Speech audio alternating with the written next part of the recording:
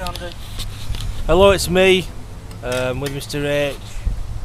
We're just tending the fire. I'm just putting the thingy on that bracket. That what, mate? We're just filming that bracket then. Oh, right. Mr. H with a bit of smoke drifting through the trees, looking quite filmic. Yes. What's your thoughts, Mr. H, on thoughts and that? Well, do you think that... Did you ever feel you'd be in this position, sir? Do you think you'd still be doing this when we was kids? Do you think we'd still be making these? No, not at all. I mean, obviously we didn't know that YouTube, etc. was about to come. We don't like... Do you mean in life in general? Yeah, yeah. Well, when I was in my early 20s, I thought I'd be a champion bodybuilder. Yeah. Then, slightly later on, I thought I'd be a fucking pop star, a musician. That didn't pan out. I never really wanted to be a comedian. That's still ongoing, but it's just something I do really, because I've nothing else left to do. YouTube happened by accident. It got me slightly well known, and that. How did you get on YouTube? Out of interest, where did it come from one day? Like? A woman I used to go out with had a mobile phone with a video camera on. At the time, I was strongly against any phones with cameras on because I was a Luddite and a phone should be for making phone calls. Anyway, she gave it me, and instantly I was kind of hooked and making stupid videos. Yeah. And the first video is still on YouTube. It's called I think it's called The Adventures of Jimmy O'Neill. Yeah. And it's me in a lift in London, pissed. Anyway, so me personally speaking, Roy, my life has never had a set course. No. It's I've always kind of like ended up somewhere else, really. How about you? I don't know, mate.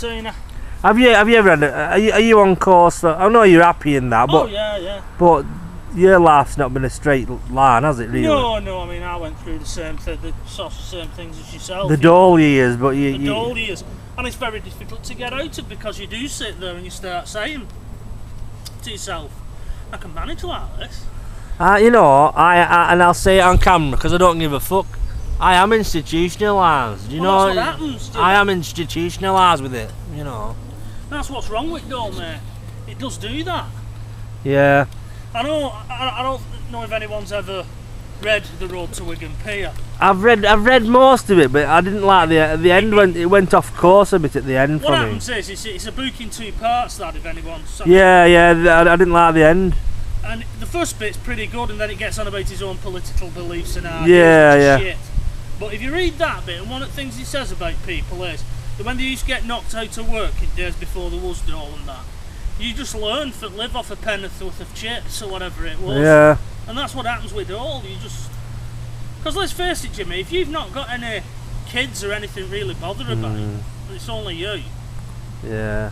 You know, all these sanctions that they're putting on people, and you see them flipping out over it. It's like you said to me, if you haven't got any responsibilities and they stop your money, you know, you'll manage one way or another, you'll manage.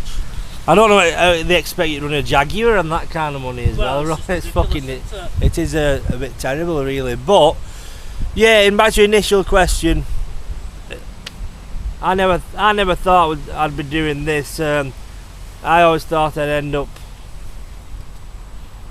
successful. I don't know how do you define success? You know what I mean? Materialistically successful, or you know, I'm not. It's like, unhappy. Unfortunately as well, when you're young, you're idealistic. Yeah. I know when as you know, I started off as a bricklayer. And I went out at college, Jimmy, and I had this whole idea as I would go out there and working on building sites, and people were going to be wowed over with my fucking skill of brickwork, you know. Because like you do, I do notice things architecturally, and I appreciate how hard it is to build something. What you suddenly found out was is that all you've done? Have you not done that yet? Yeah. Nothing is ever the way you think it is. You know, even these people who want to be famous don't realise it's just a job, and like all jobs, get boring. You know, you get sucked out of it. So once your hobby changes and becomes professional, and money starts changing hands, the whole dynamic changes of it, and it doesn't and it then matters if you do a good job or a bad job, and the pressure to do a good job kind of takes the fun away from it, you know. I think also you enter it with that naivety, so yeah, where you think I'm going to go and I'm going to do best I can, etc. And people just come on, hurry up, get that done. Yeah, it's one of them, isn't it? But have you anything you'd like us to discuss at the Fireside? Put a comment underneath this video, and don't forget to subscribe to us if you've not already. Any other thoughts, Mr. H? Yeah, if anyone wants to donate a chair.